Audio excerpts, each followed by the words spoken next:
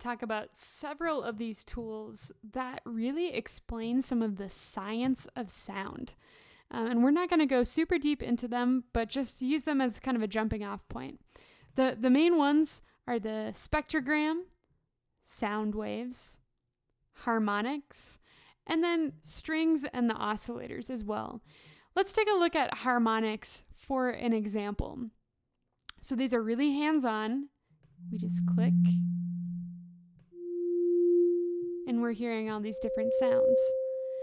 And these pictures are pretty, but I don't totally understand what they mean. So what I can do in all of these different tools is go up to the yellow question mark and read about these different concepts.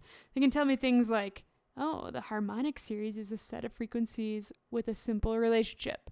If the wave is moving twice as fast, 3 or 4 times, I'm going to get a different note. So then I go back and say like, oh, right. 1 wave, 2 waves, 3 waves. Very cool. And then the last one. Nice.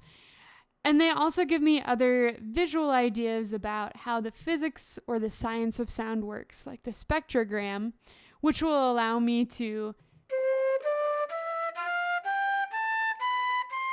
see some different sound patterns and how they are being represented visually in sound. I can also do this with the recording of my voice. Woo!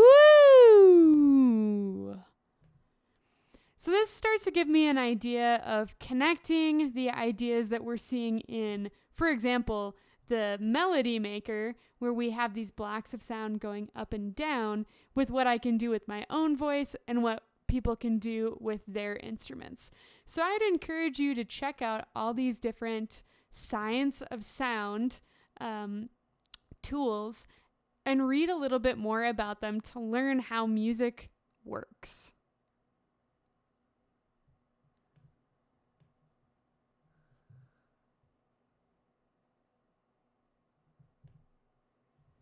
One last cool idea. If you are a student who is learning how to code, all of these experiments have their source coding available, so you can go in and see how they were built and maybe change them and make them your own.